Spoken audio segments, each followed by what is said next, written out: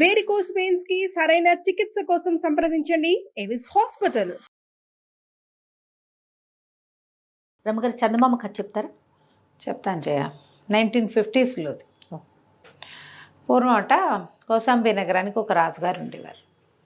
ఆయనకి కళ్ళు కాళ్ళు లేవు.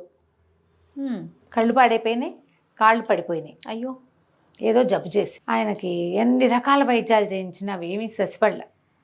ఆయన హతాశుడుగా ఉండేవాడు. ఇంతే నా జీవితం, ఎవరైనా మోసుకెళ్ళాలి ఆయన్ని, ఎదురుగుండా ఉన్నది ఎవరైనా చెప్పాలి.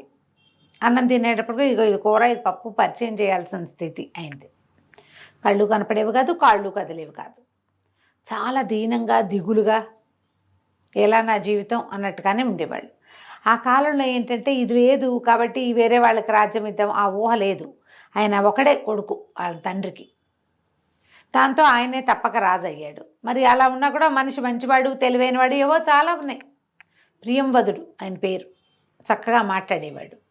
అయితే ఇక అలా దిగులుగా ఉంటూ ఉండేవాడు. ఈ కాలం ఎట్లా గడుస్తుందో, ఈ రాజ్యం ఏమైపోతుందో, దిగులు బెగ్గ అవన్నీ ఉంటాయిగా. అయితే ఆ రోజుల్లో చెప్పుకునేవాళ్ళు కోట బురుజు మీద ఒక రావి చెట్టు మొలిచిందని, ఆ రావి చెట్టు కదులుతూ ఉంటే మనిషి మాట్లాడినట్టు ఉంటుందని. ఆ బురుజు పక్కగా అది మొలిచి పైకెక్కిందనమాట. అప్పుడప్పుడు అది దారిలో వెళ్ళే మనుషుల్ని అది పలకరిస్తోందని చెప్పుకునేవాళ్ళు. మనిషి మాట్లాడినట్టే ఉంటుందని. అయితే ఈయనకి ఆ వింత ఏమిటో చూద్దామనిపించింది. అయితే మా మంత్రి గారికి ఏం చెప్పారంటే, ఈ ప్రియవ్రతుడు నన్ను ఆ రావి చెట్టు దగ్గర పడుకోబెట్టండి, నన్ను అక్కడ నేను విశ్రాంతి తీసుకునే స్థలంగా దాన్ని ఉంచితే ఏమిటో అది నేను కూడా తెలుసుకుంటాను అంటే. ఇప్పుడు ఈయనకి కళ్ళక్కర్ల, ఆయన దానికి కావాల్సింది ఏంటి, వినడానికి చెవే కదా. అంతేగా. సరేనండి, ఆయనకు ఒక ఆసనం, ఉన్నతాసనం, ఒక వాలి పడుకోవడానికి వీలుగా ఒకటి ఏర్పరిచారు. ఆయన కొంచెం ఆకులు కదిలినప్పుడల్లా ఏదో మనుషులు మాట్లాడినట్టు కూడా అనిపిస్తూ ఉండేది. అవునో కాదో తెలియలే, అందరూ ఉండగా తెలియలేదు. ఆయన అక్కడ పడుకోబెట్టి సేవకులంతా అవతలగలేవో తేవడానికి వెళ్ళినప్పుడు ఆయన చెవిలో ఒక మాట వినపడింది. ఏం చెప్పింది? నాయనా, నా పేరు అగ్నిశర్మ, నేను చాలా చదువుకున్నాను, కానీ చేయకూడని కొన్ని పొరపాట్ల వల్ల నేను ఈ రావి చెట్టుని ఆశ్రయించుకుని ఉండవలసి వచ్చింది. ఏవో పాపం వల్ల నాకు ప్రాణం లేని, రూపం లేని తనం వచ్చింది. ఎవరికైనా అత్యద్భుతమైన సహాయం చేస్తే నేను మళ్ళీ మామూలు మనిషి అయ్యేందుకు అవకాశం ఉంది. ఒక పిశాచ రూపంలో ఉన్నాడు ఆయన. నేను నీకు సహాయం చేస్తా, నీ కన్ను కాలు వచ్చేలాగా చేస్తా, నువ్వు నాకేమిస్తావు అని అడిగాడు. అడిగితే ఏదో చాలా రాజ్యం ఇచ్చేస్తాను, అర్ధరాజ్యం ఇస్తాను, అది ఇస్తాను, ఇది ఇస్తానని చెప్పాడు. నా కన్ను వచ్చేసి నా కాలు వచ్చేస్తే నేను చాలా సన్మానిస్తాను, సగం సంపద నీది ఈ రాజ్యంలో అని చెప్తే ఈ అగ్నిశర్మ అనే ఆ పిశాచ రూపుడు ఏమన్నాడంటే, నేను ఎక్కడికైనా వెళ్ళి నీకోసం ప్రయత్నం చేయాలంటే దానికి చాలా డబ్బు, శ్రమ.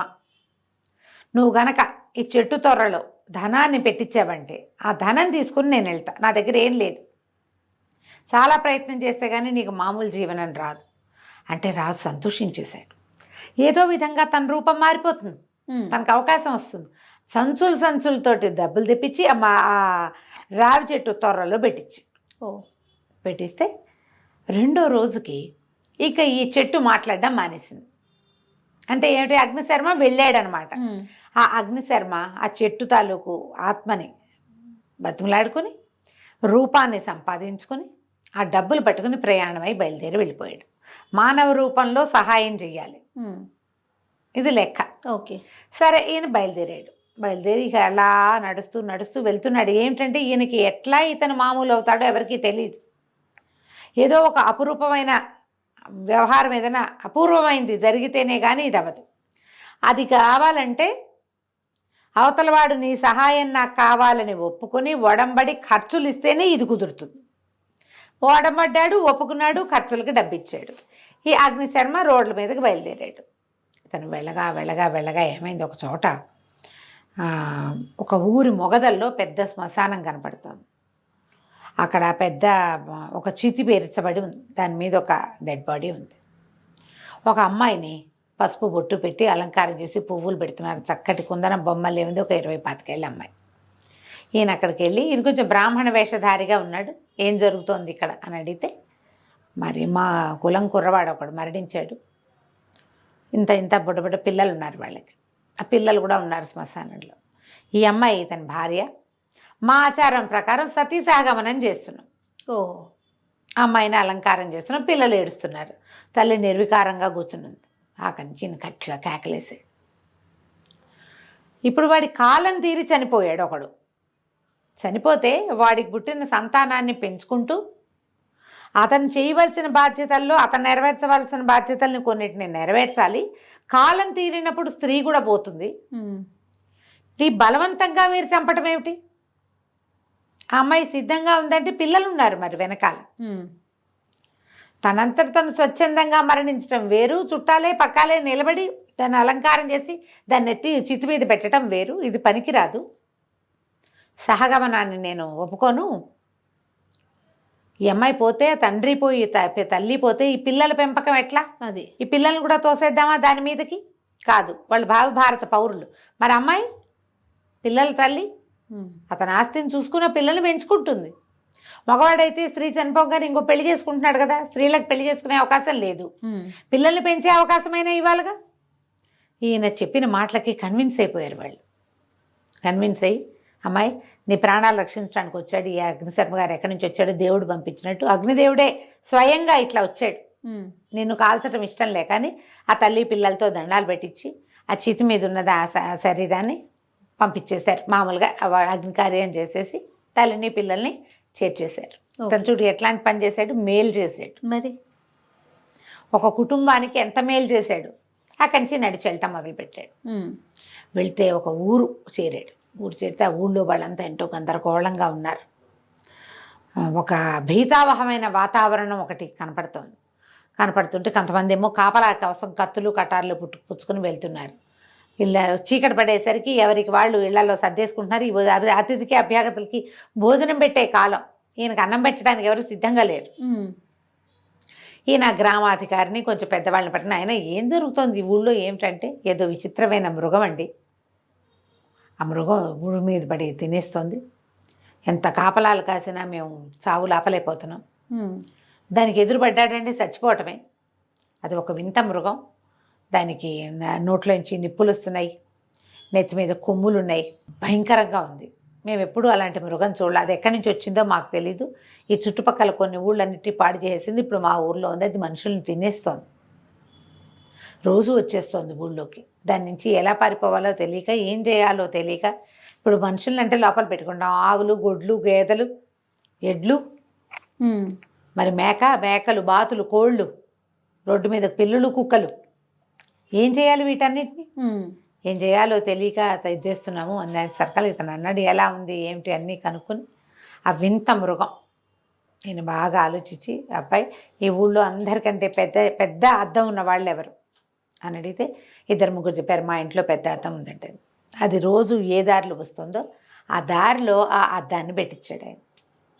పెట్టించి అద్దం మీద చాలా వెలుగుపడేలాగా కాగడాలు పెట్టించాడు. చుట్టుపక్కల ఇళ్లలో జనం అంతా చూస్తూనే ఉన్నారు. అర్ధరాత్రి కొంచెం 11-12 గంటలు అయ్యేసరికల్లా పట్టపగల్లాగా వెలుగున్న ఈ ఊళ్ళోకి ఆ వింత మృగం ప్రవేశించేసరికి అది పరిగెత్తుకుంటూ లోపలికి వచ్చింది. ఈ లైట్ల దీపాల వెలుగులో ఆ అద్దంలో తన ప్రతిబింబాన్నే చూసింది. అది చూసి అది ఇంకో మృగం ఇప్పుడు మనుషుల్ని చూసి మీద పడిపోతుంది. తనలాంటిదో ఇంకోటి ఆ మృగం తనలాంటి, వాటికి అద్దాలు తెలియవు కదా జంతువులకి. మృగం అనుకుని మీద పడేసరికి ఈ అద్దం మీద ఎప్పుడైతే పడిందో అద్దాన్ని వేసి ఇట్లా ఢీకొట్టేసరికి అద్దం పగులుతుందా, కళ్ళల్లో ఒంటి మీద ఎడా పడా గుచ్చుకుపోయింది. అది పిచ్చి పిచ్చిగా కేకలు పెడుతూ తన్నుకుంటుంటే వీళ్ళు ఏం చేశారు, అన్ని పక్కల నుంచి అందరూ అటాక్ చేసేసారు. చావచిత కొట్టి అంటించేశారు నూనె పోసేసి. ఇక భగ్గుమని మండిపోయింది. దాని ఒంటి మీద జూలుంది, అవి అంటుకుంటాయి కదా. మర్నాటి తెల్లవారేసరికల్లా అగ్నిహోత్ర ప్రీతి అయిపోయింది. అది ఊరంతా కమురుకంపు. కానీ ఇక మళ్ళీ ఇంకోటి రాదు. జనం అంతా సంతోషించారు. ఎక్కడి నుంచి వచ్చావు నాయన, ఇంత ఐడియా ఎలా వచ్చింది నీకు అంటే అతను చెప్పాడు, ఎన్నో కాలాలుగా నేను ఒక చెట్టును ఆశ్రయించుకుని ఉన్నాను. నా చుట్టూతా జరిగేవన్నీ నేను చూస్తూనే ఉన్నా, నా ప్రమేయం లేకుండా అని. ఎక్కడికి వెళ్తున్నావు, ఏం చేస్తున్నావు అని వాళ్ళు అడిగేసరికి ఇట్లా మా రాజుగారికి అనారోగ్యం ఉంది, కళ్ళు కనపడవు, కాళ్ళు లేవు ఆయనకి. అతనికి మేలు చేయటం కోసం, వైద్యం కోసం బయలుదేరానంటే వీళ్ళు ఏమన్నారు, అక్కడి నుంచి కొంచెం ముందుకెళ్తే జీవనం అనే ఒక వనం ఉంది. ఆ జీవన వనంలో దేవతలు గంధర్వులు వాళ్ళు తిరుగుతూ ఉంటారు. అక్కడ అత్యద్భుతమైన మూలికలు దొరుకుతాయి. ఓకే. ఏదైనా నీకు సహాయం లభించవచ్చు. ఫలానా మూలిక అని మేము కూడా చెప్పలేము, మాకు తెలీదు. కానీ ఆ జీవన వనం మాత్రం మామూలుది కాదు. అక్కడ అసలు మనుషులు తిరగరు, దేవతలే ఉంటారు. నువ్వు చాలా తెలివిగలవాడివి, ఏదైనా ప్రయత్నం చేసుకో అని చెప్పి అతన్ని పంపించారు. ఇతను అటువైపు వెళ్ళటం మొదలుపెట్టాడు. చాలా పచ్చగా ఇదిగా ఎంతో బాగుంది అడవి. వెళ్తుంటే ఎన్ని రకాల జంతువులు, తేళ్ళు, పాములు, మండ్రగబ్బలు. ఇతను ఉపాయంగా దాటుకుంటూ ఆ జీవన వనంలోకి ప్రవేశించాడు. లోపలికి వెళ్ళేసరికి నేను నాళ్ళుగాను నడుస్తున్నాడు కదా, ఎంతో కొంత అలసటగా ఉంటుంది. అవును. మరి కొద్ది రోజులేమో ఈ ఊర్లో ఉన్నాడు, ఇక్కడేమో జంతువు వల్ల నిద్ర లేదు. ఒక్కసారి అలసటంతా తీరిపోయి ఫ్రెష్గా ఎంత హాయిగా ఉందో అతను అనుకున్నాడు, ఈ వనంలోనే ఏదో ఉంది. ఇక్కడికి వచ్చేసరికి ఆరోగ్యం చేకూరిన భావన వచ్చింది. Feeling fresh. ముందుకు వచ్చేసరికల్లా వెనక నుంచి ఏవో కంఠాలు వినపడ్డాయి. ఎవరో మాట్లాడుతున్నారు. ఒక 6-7 గంధర్వులు కనపడ్డారు, దేవజాతులు. నేల మీద కాళ్ళు, ఎవడెవరా నువ్వు, మా వనంలోకి ఎందుకు ప్రవేశించావు అని చెప్పి అడిగేసరికి ఇతను చెప్పాడు, మా రాజుకి ఒంట్లో ఆరోగ్యం లేదు, కౌశాంబి నగరాధిపతికి అతని కోసం వైద్య కోసం బయలుదేరాను. ఈ ప్రాంతంలోకి వచ్చేసరికల్లా ఇది ఒక అపూర్వ వనం అని తెలిసింది. ఏదైనా వనమూలికలు దొరుకుతాయి, ప్రయత్నం చేద్దామని వచ్చానంటే ఇది దేవతలు తిరిగే చోటు, మానవులకి వైద్యాలకి మేమేమి ఇవ్వం అంటే ఇతను దేవతలకి కేవలం మాకే ఇది, మీకు మేము ఇచ్చేది లేదు, వీడిని బంధించండి అంటే ఒక 3-4 తాళ్ళు వేసి పట్టుకోబోయారు అతను. ఇంతలో ఏమైంది, ఒక గంధర్వుడు వచ్చాడు అక్కడికి. ఆ గంధర్వుడు ఎట్లా వచ్చాడు, సర్పరూపంలో వచ్చాడు. వచ్చి గబుక్కున మన గంధర్వుడిగా మారిపోయి, నువ్వా శర్మ, కులసాగా ఉన్నావా అని గబగబా దగ్గరకు వచ్చాడు. ఎంతకాలం అయింది నిన్ను చూసి, బాగున్నావా అని అడిగేసరికి గంధర్వులు ఆశ్చర్యపోయారు. మానవుల్లాగా అడుగుతున్నావు నువ్వు, ఇతను నీకు ఎట్లా తెలుసు అంటే, అయ్యో ఇదివరకు ఎప్పుడో, ఇతను ఎప్పటివాడో, ఈ శర్మ నిన్న మొన్న పిశాచ రూపం రాలా ఆయనకి, ఎప్పుడో జరిగింది అతను అట్లా మారిపోవటం. నేను ఒకప్పుడు చిన్న శాపం తగిలి సర్పంగా మారి ఉన్నాను. ఉంటే నాకు శత్రువులు నా మీద పడి నన్ను చంపబోయారు, సులువుగా నన్ను జయించవచ్చు కాబట్టి అప్పుడు ఈ శర్మ వాళ్ళని తరిమి నన్ను రక్షించాడు. అందుకని శర్మ ఏం మాట్లాడినా ఇతరులకు వినపడుతుంది. ఇప్పుడు అతను ఒక పిశాచి రూపంలో ఉన్నాడు, మానవులతో మాట్లాడగలిగే అవకాశం దొరికింది ఈ గంధర్వుడి వల్ల. దానివల్ల నాకు శాప విమోచనం అయింది.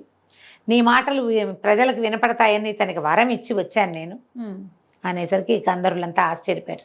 నీ శాప విమోచనానికి కారణమైన వాడికి మనం ఏదైనా సహాయం చేద్దాం, ఏం చేద్దామో చెప్పు అంటే వాళ్ళలో వాళ్ళు మాట్లాడుకున్నారు. అందులో ఒక వైద్యుడు ఉన్నాడు వాళ్ళలో. అతను ఏం చెప్పాడంటే, ఒక చిన్న ఇంత బౌల్ లాంటిది ఇచ్చాడు, ఒక ఏమంటారు గిన్నె ఇచ్చి, నాయన తెల్లవార్లు ఇక్కడ మంచు కురుస్తుంది, సన్నటి పొగ మంచు, ఈ డిప్ప ఇది గిన్నెని పట్టుకుని నువ్వు అంతా తిరుగుతూ మంచుని సేకరించుకో, దాని ఉపయోగం రేపు చెప్తాను నన్ను. దేవతలు వెళ్ళిపోతే ఈ రాత్రంతా ఈ అగ్నిశర్మ ఆ మంచు బిందువుల్ని అంతా అడవిలో ఓ చోట కూర్చుని ఓ చోట లేచి అటు ఇటు నడిచి ఆ జీవన వనంలో మంచుని సేకరిస్తే అన్ని నీళ్ళు వచ్చినాయి అందులోకి. మంచు మొదట చూస్తే మంచు అలా చాలాసేపటికి నేలంతా తడి అవుతుంది కదా, మనం గమనిస్తాంగా. ఎక్కువ బొట్లుగా వచ్చేది పల్చటి తెరలాగా వస్తుంది. ఆ తెర మీద మనం ఏదైనా ఒక దుప్పటి వేసినా తడిసిపోతుంది, అది పత్తి పెడితే తడిసిపోతుంది. దాన్ని పిడితే ఇన్నైనా నీళ్ళు వస్తాయి. అవును, తట్టింది కదా, అర్థమైంది కదా. అతను ఏం చేశాడు, దీంట్లోకి ఈ బౌల్లోకి సేకరించాడు. మర్నాడు మళ్ళీ గంధర్వులు వచ్చారు. ఆ వైద్య గంధర్వుడు ఏం చెప్పాడంటే, ఇంట్లో నుంచి కొన్ని బొట్లు నువ్వు ఎవరికి వైద్యం చేయదలుచుకున్నావో వాళ్ళకి వైద్యం చేయి, కానీ ఆ వైద్యం చేయించుకున్నవాడు నిజాయితీపరుడు, మాట తప్పని వాడు అయి ఉండాలి. ఈ రెండు ఉంటే వాడికి ఆ వైద్యం శాశ్వతంగా పనిచేస్తుంది. వాడు నిజాయితీ తప్పినా మాట తప్పినా ఆ వైద్యం వాడికి పనిచేయదు. ఈ జీవన వనంలో ఉన్న మంచు యొక్క ప్రత్యేకత అది. అంటే అక్కడి నుంచి ఇతను ఏం చేశాడు, తన దగ్గర ఒక పెట్టెలో దాన్ని భద్రపరుచుకుని మళ్ళా ఇదంతా నడిచి కౌశాంబి చేరాడు. ఆ రాజుగారు రోజు వచ్చి రావి చెట్టు కింద కూర్చునేవాడు. వచ్చాడేమో అగ్నిశర్మ అని. 3-4 నెలలు గడిచాయి. ఈ మొత్తం మీద అతను తిరిగి వచ్చాడు. వచ్చి సరే రాజుకి నోట్లో వేశాడు. నీటి బొట్లు వేసేసరికి ఈయన ఇట్లా కళ్ళు మూసుకునేసరికి చూపు కనపడటం మొదలెట్టింది. కాళ్ళు ఇట్లా ముడుచుకుపోయిన కాళ్ళు సాఫీగా అయిపోయింది. లేచి అటు ఇటు నడిచాడు. ఎంత సంతోషించాడో, శర్మ నువ్వు మాట నిలబెట్టుకున్నావు, నువ్వు ఎంతో గొప్ప పని చేసావు, నా కళ్ళు వచ్చేసినాయి, నా కాళ్ళు వచ్చేసినాయి అని సంతోషించాడు. సరే, ఇదంతా ఏమేం జరిగింది, తను ఏమేం చేశాడు, దారిలో ఏం జరిగింది అన్నీ చెప్పాడు కథలుగా. ఒకసారి రాజస్థానానికి నేను వెళ్ళొస్తానని లేచాడు రాజుగారు. మరి నాకు ఇచ్చిన మాట ఏమిటి అని అడిగాడు అగ్నిశర్మ. అడిగితే ఈయనకేం మాట ఇచ్చాడో మర్చిపోయాడు రాజుగారు. అయ్యో. గుర్తు చేసే ఉద్దేశం లేదు ఆయనకి. చాలా సంపద ఇచ్చాడు అగ్నిశర్మకి, అదంతా ఖర్చు అయిందో అవలేదు. అంతేకాని నాకు జీవితంలో రాని కాళ్ళు వచ్చేసాయని అనిపించలే. ఆయన మాట తిరిగిపోయాడు. తిరిగిపోయేసరికి అగ్నిశర్మ ఏం చెప్పాడంటే, మాట తిరిగిన వాళ్ళకి ఇది పని చేయదు, కానీ నేను సహాయం చేసినందుకు మాత్రం నాకు పనిచేసింది. శాశ్వత మానవ శరీరం వచ్చేసింది. చెట్టు దగ్గరకు వస్తే పిశాచ్ అయిపోవాలి అతను, కానీ అవల మనిషిలాగానే ఉన్నాడు. దీని నియమం అది. ఇక నీకు వైద్యం ఎవ్వరూ చేయలేరు, నేను వెళ్ళొస్తానని వెళ్ళిపోయాడు. ఇంత ప్రయత్నం చేయించిన రాజుగారు మళ్ళీ కాళ్ళు రెండూ పోగొట్టుకుని హతాశుడై మంచం మీద కూలబడిపోయాడు. ఆయనకి ఎప్పటికీ వైద్యం జరగల. ఈ సహాయం చేసి దారి మధ్యలో ఒక సతీసగమనాన్ని ఆపి ఒక అడవి జంతువుని రక్షించి సంహరించి ప్రజలకి సహాయం చేసిన అగ్నిశర్మకి మాత్రం శాశ్వతంగా మానవ శరీరం వచ్చేసింది. అతను తన పిశాచత్వాన్ని పాపాన్ని పోగొట్టుకుని హాయిగా వెళ్ళిపోయాడు. మనం ఎవరికైనా ఒక మాట ఇచ్చినప్పుడు మాట మీద నిలబడాలి. ఖచ్చితంగా.